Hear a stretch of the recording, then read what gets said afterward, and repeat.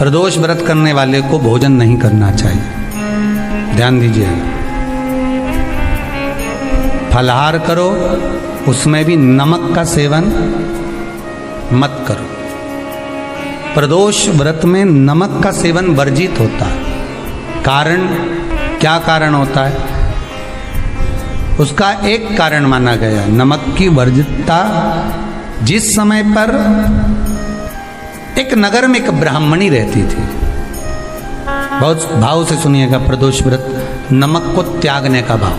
प्रदोष व्रत की किताब में भी मिल जाएगा आपको, आप पढ़ेंगे तो सुना होगा आपने। एक ब्राह्मणी रहती थी एक नगर में, उसका पति नहीं था। छोटा सा बालक एक साथ में रहता, छोटा सा बालक। अब ब्राह्मण के घर की धर्म पत्नी है।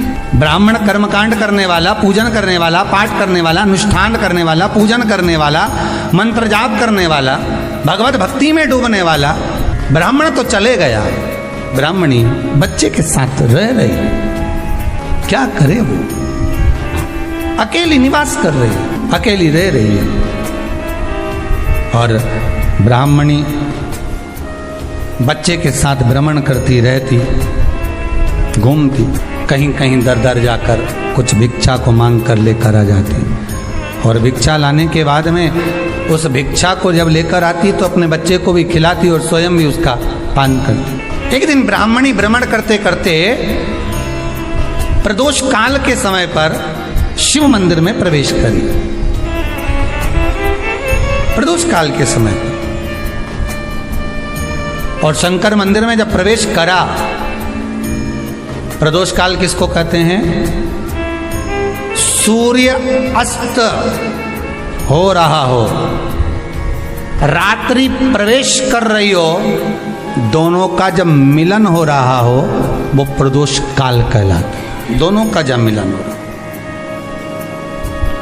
सूर्यास्त हो रहा हो, रात्रि अपना चरण बढ़ाने के लिए आगे बढ़ रही हो, और दोनों का जब मिलन हो रहा है, वो प्रदोष काल है, वो प्रदोष का समय है। ब्राह्मणी मंदिर में प्रवेश कर रही। जब ब्राह्मणी मंदिर में प्रवेश करी, मंदिर के अंदर पहुंची, प्रदोष काल का समय था, प्रदोष का समय चल रहा था। और प्रदोष काल के उस समय में, प्रदोष काल के उस समय में जब ब्राह्मणी ने देखा कि कोई भगवान की भक्ति में लगा हुआ है, भगवान के रस तत्व में डूबा हुआ है, आज ब्राह्मणी के पास में कुछ पदार्थ नहीं है, अपने बच्चे का पेट भरने के लिए कोई सामग्री नहीं है, और कुछ आस लेके वो प्रवेश करी है, कुछ आस लेकर वो अंदर प्रवेश कर जाती है।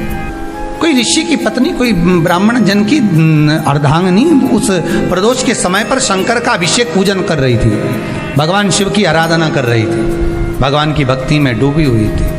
जब भगवान शिव की आराधना में डूबी हुई है, आराधना कर रही है, ये कुछ पाने के लिए चली गई, ये कुछ पाने के लिए गई, और इसके मन में आया कि मैं कुछ, मुझे भोजन का कोई पदार्थ मिल जावे, मुझे कुछ भोजन मिल जावे, और जब मुझे भोजन मिल जाएगा तब मैं जो पाऊंगी अपने बच्चे को भी पाऊंगी। पर जिस मंदिर में वो प्रवेश करी थी, जहाँ पर नारी पूजन कर रही थी शंकर की प्रदोष काल में, वहाँ पर पड़ी हुई कुछ वस्तु को इस ब्राह्मणी ने मांग लिया। मेरे बालक को बहुत भूख लगी है, मेरा बच्चा बड़ा भूखा है, इसके भोजन के लिए थोड़ी सी सामग्री दे दीजिए, इसके भोजन के लिए थोड़ा सा कुछ रस तत्व दे दीजिए। उसने उठाया थोड़ा सा पदार्थ, कुछ जो उसके पास में था वो दिया। जब दिया तो देने के बाद जब उसे प्राप्त हुआ, और होने के बाद में जब वो मिल गया उसको, तो उसने उस समय पर उस पदार्थ को जैसे ही मुख में लिया, लेते ही कहा, इसमें तो स्वाद नहीं है, इसमें स्वाद नहीं है। उस ब्राह्मणी ने बड़ा सुंदर एक संवाद कहा। घर का जो बड़ा होता है ना, घर का जो बड़े होता है, घर का बुजुर्ग जो होता है, घर का जो प्रथम स्थल प्राप्त करने वाला, मेन कुर्सी पर अच्छी जगह पर जो बैठने वाला होता है ना, ब्राह्मणी कहती है वो कभी किसी वस्तु में ऐब नहीं देखता, मिनक नहीं निकालता। समाज के अन्नकूट होते हैं, समाज के जब अन्नकूट होते हैं महाराज, समाज के जब अन्नकूट होते हैं, बड़ी बड़ी समाजों में जब कार्तिक महीने में अन्नकूट महोत्सव होते हैं, बहुत सारा प्रसाद बनता है। जो बुजुर्ग होते हैं ना, बड़े समझदार लोग होते हैं ना, तो अन्नकूट की जब प्रसाद खाने बैठते हैं ना, उसमें नमक नहीं भी होता ना तो नहीं बोलते कि इसमें नमक नहीं है। पर जो हमने डोनेशन दिया है, जब तुम आए थे समाज वाले तो हमने 1000 का लिफाफा दिया, 500 का लिफाफा दिया, 2000 का लिफाफा दिया और भोजन ऐसा बनवाया। एक व्यक्ति वो जो खाकर चुपचाप चले गया और एक व्यक्ति वो जिसने प्रसाद पर उंगली उठाई। इन दोनों को अन्नकूट की तारीख पे इनका नाम लिख लो और अगला अन्नकूट आए तब दोनों की दशा देखना। एक जो चुपचाप खाकर चले गया, भगवान के प्रसाद को प्रसाद मानकर, प्रभु का दर्शन मानकर लेकर चले गया, वो उन्नति की सीढ़ी पर चढ़ता चले गया। और जो मिनक निकालता रहा वो साल भर खटर पटर की जिंदगी जीता रहा।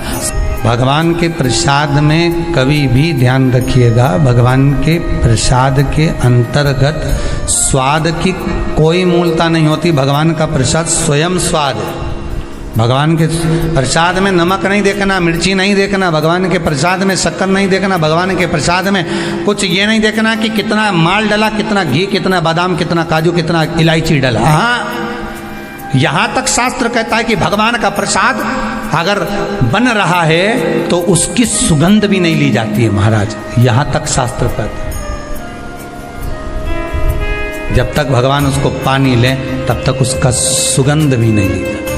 और कई कई जगह तो भगवान को प्रसाद अगर सूखा सामान हाथ में आ गया, इलायची कैसी है, मंदिर के अंदर जाने वाली है भगवान को डालने के लिए, लाओ यार किसकी दुकान से आई इलायची बताओ, इलायची 25 बार सूंघा, हाँ हाँ अच्छी है, अब सूंघ लिया तो भगवान इसको स्वीकार करेगा क्या? अरे जम के तो बोलो। एक फूल तुमने बगीचे से तोड़ा और सोचा इसमें पहले मैं सूंघ लेती हूँ, इसमें स्वाद है कि नहीं, इस फूल में गंध है कि नहीं, इसमें सुगंध है कि नहीं, और फूल सूंघ लिया, उसके बाद तुम भगवान को देखो, भगवान स्वीकार करेगा नहीं। कई कई घरों में तो हंडी से दाल चलाती जाए ने हाथ में डाल के महाराज। ब्राह्मणी ने जैसी मुख में लिया थूक दिया। ये श्रेष्ठ नहीं है। जो ऋषि की पत्नी अंदर पूजन कर रही थी प्रदोष काल में, उसने कह दिया आपका चेहरा बता रहा है कि आप ब्राह्मण की धर्म पत्नी, पर आज आप दर दर जाकर अगर भिक्षा मांग रही हो, दर दर जाकर अगर भीख मांग रही हो, दर दर जाकर भिक्षा को मांग रही हो, तो इसमें आपके पति का दोष नहीं है, दोष आपका है। क्योंकि आप भगवान के प्रसाद में भी जो स्वाद देखी थी ना, ये आपका एक जन्म का नहीं है, ये ना जाने कितने जन्म का है। ब्राह्मणी के मस्तिष्क में बैठ गया, ब्राह्मणी के उस पुकाना वो बक्कल में नहीं अक्कल में बैठ गया कि ये स्वाद नहीं देखना। इसलिए प्रदोष व्रत के अंतर्गत ब्राह्मणी ने उस दिन से विचार कर लिया कि जैसे आप पूजन कर रही हो, जैसे आप अर्चना कर रही हो, जैसे आप आराधना कर रही हो, ऐसी आराधना, ऐसी पूजन, ऐसी भक्ति मैं भी करूँगी, ऐसी आराधना मैं भी करूँगी। अब मैं स्वाद नहीं देखूंगी। तो प्रदोष व्रत करने वाले को ध्यान रखना चाहिए कि नमक का सेवन ना करे, भोजन ना करे, फलाहार करिए, फल का आहार करिए, प्रयास करिए। और यदि आपने व्रत का ले लिया भोजन का कि हम तो एक टाइम फलाहार करेंगे, एक टाइम भोजन करेंगे, ऐसा भी कई लोग प्रदोष ले लेते हैं, तो वो बात आपकी है, आप तक रखो, ठीक है, अपने मन तक। ठीक है, बाबा आपकी मनोकामना पूर्ण करे, वो भी भाव रखे। अरे भगवान को धन्यवाद दो कभी कभी कि तूने अच्छे घर में पैदा किया, अच्छा परिवार दिया, अच्छा पति दिया, अच्छी पत्नी दी, अच्छे बच्चे दिए, अच्छा कुटुंब दिया, घर दिया, दुकान दी, जमीन जायदाद दी, शरीर अच्छा दिया, हाथ पैर आँख नाक मुंह सब बढ़िया दिया, एक के भी निपटा के नहीं भेजा तूने। मान लो एक आध निपटा के भेज देता तो क्या झगड़ा करने ऊपर जाते? एक ही कान देता और एक गायब कर देता तो यहाँ से चिपका देता, क्या कर लेते? हाथ एक देता और एक गायब कर देता। तो क्या झगड़ा करने जाते हैं ऊपर कि मुझे ऐसा शरीर दिया? नहीं, भगवान को धन्यवाद देना कि मुझे अच्छे घर में पैदा करा, कटोरा लेके वहाँ चौराहे पे नहीं बिठाया। तूने अच्छा घर दिया, 2 समय की रोटी दे रहा है, खूब जोरदार शरीर दिया, भजन करने का मुहूर्त दिया, और बचा कुचा था तो ये सियोर वाला महाराज दे दिया, कथा सुनाने वाला।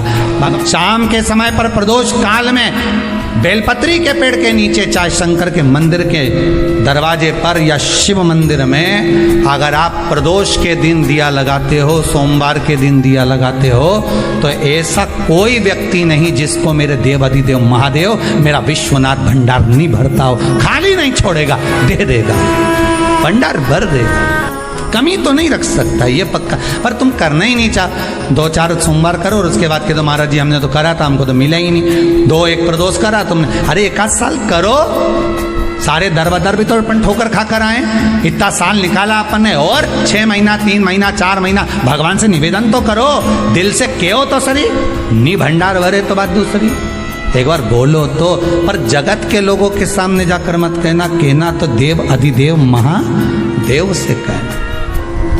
प्रदोष व्रत करने वाले को प्रदोष के दिन प्रयास करना चाहिए कि रात्रि के समय पर आधा घंटा, 10 मिनट, 20 मिनट जागरण करे। जागरण मतलब थोड़ा भगवान का भजन कर ले। भले 4-5 माताएं इकट्ठी नहीं हो तो अपन अकेले ही कर लो। अपन अकेले कम है क्या भाई? अपन कम पड़े, आराधना अकेले भी करो, जागरण करो। जब आपकी 11 प्रदोष हो जाए, 26 प्रदोष हो जाए, तब उद्यापन करो।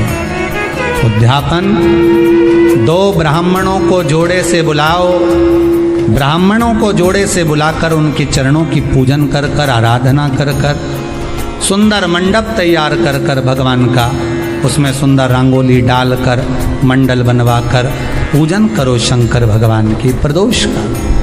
एक दिन पहले गणेश की आराधना करो, पूजन करो, और प्रदोष वाले दिन जो मंडल बनाए हैं पूजन अर्चना करने के लिए, जो स्थान दिया है उसकी आराधना करो। खीर की आहुतियाँ दीजिए 108 बार।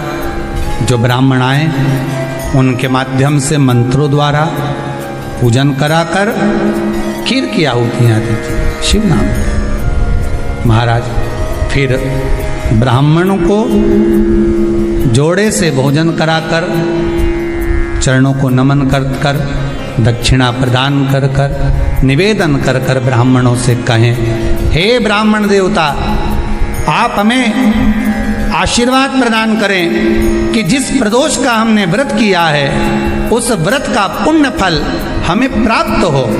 ऐसा ब्राह्मण चरण को नमन कर कर, प्रणाम कर कर उनसे अपने मस्तक पर अक्षत छुड़वाएं।